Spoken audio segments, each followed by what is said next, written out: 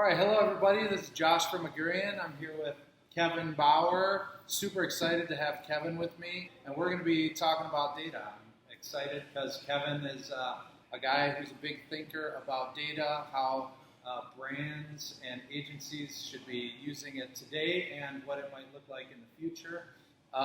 Let me give you a little background on Kevin quick, and then we'll get started. So you were at Yahoo-Europe, then you came back to the U.S. and worked for over a decade on the client side, big box retail stuff, e-commerce, and now you've got your own consultancy, right?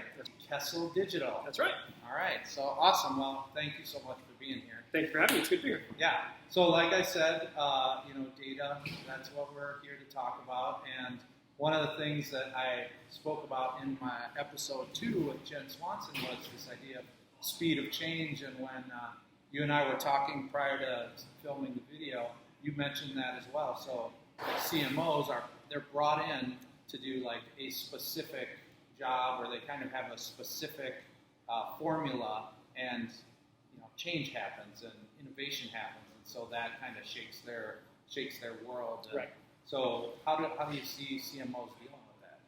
So nowadays it is about trying to create as much agility for themselves and the organization as they really can. Yeah. And what I mean by agility is the ability for them to adapt to change, no matter how rapidly it comes, or whether it zigs to the left or it zags to the right. Right. That they're in a position to be able to handle that effectively. Sure. And so a lot of executives are now really starting to take a look at what is the core source of value in my organization, and how do I nurture that in such a way that I can leverage that no matter what happens across the industry. Right. And for most brands, that's going to start with their data, and in particular their customer data. Yeah.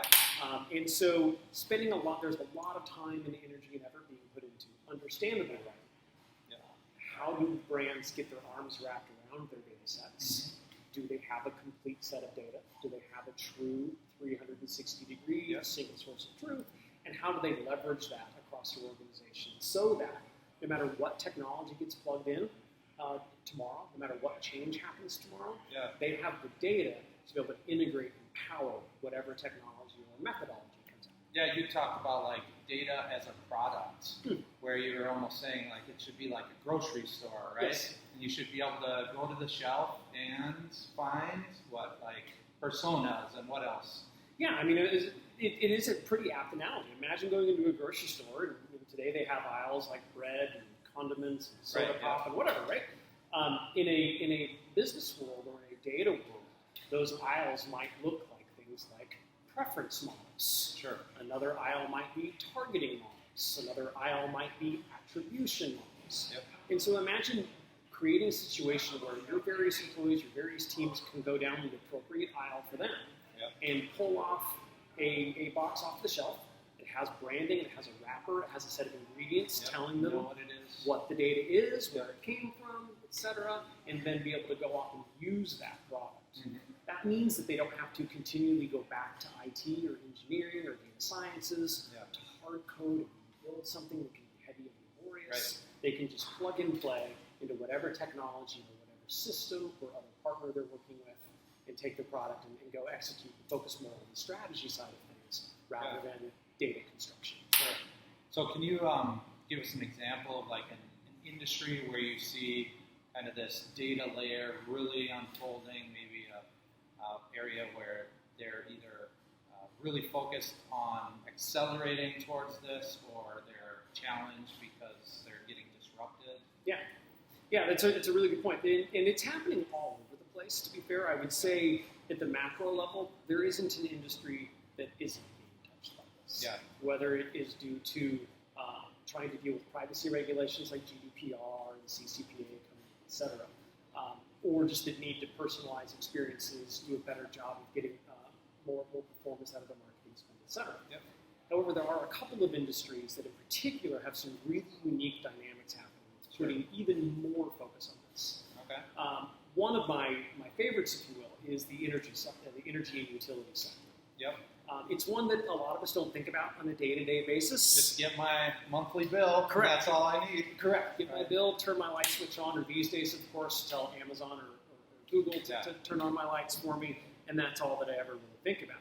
But within that very experience that we just described is a really interesting challenge happening in the market that is making customer data be so important and so powerful. Yeah. And that is, today's utilities have found themselves being abstracted from the customer relationship by the Googles, the Amazons, and the Apples of the world. Yeah, everybody who has the smart home products are kind of taking over that place. Correct. Yeah. In the old days, it used to be that you would look up your utility, whether that was in a paper bill or however you did that, and you get an idea of your energy consumption. With the dominance and the growth in smart home gadgets, that all that information is now happening at Google or Apple. Yeah. You get it through your Google app, not through your utility. That's rendered them. Your Nest gives you the little green leaves and things like when you're doing a good job. Yeah. Correct. And while it may seem innocuous, it shifted the value from the utility into the internet company, through the technology. Yeah, yeah. And so the irony there, though, is that the utilities have more data about their customers than the Googles and the Apples ever could. Sure. When it comes to their energy consumption. But they don't know how to get it off the shelf. Correct. So metaphorically speaking, they're trying to figure out how to create a Google Nest. In some cases, they're even doing it physically speaking. Yeah, right. But in others, metaphorically speaking, how do they get back in front of Google, etc. Yeah. To be that source of value for the customer. And that's all rooted in how they leverage the customer data that they have that Google doesn't have. Right. Well, I want to thank Kevin for your time today. We're talking data again, and it's always a pleasure. So cheers. Cheers. Thanks to the Stray Dog. And that concludes episode 3, Augurs on the Town. See ya. Thanks, everybody. Bye.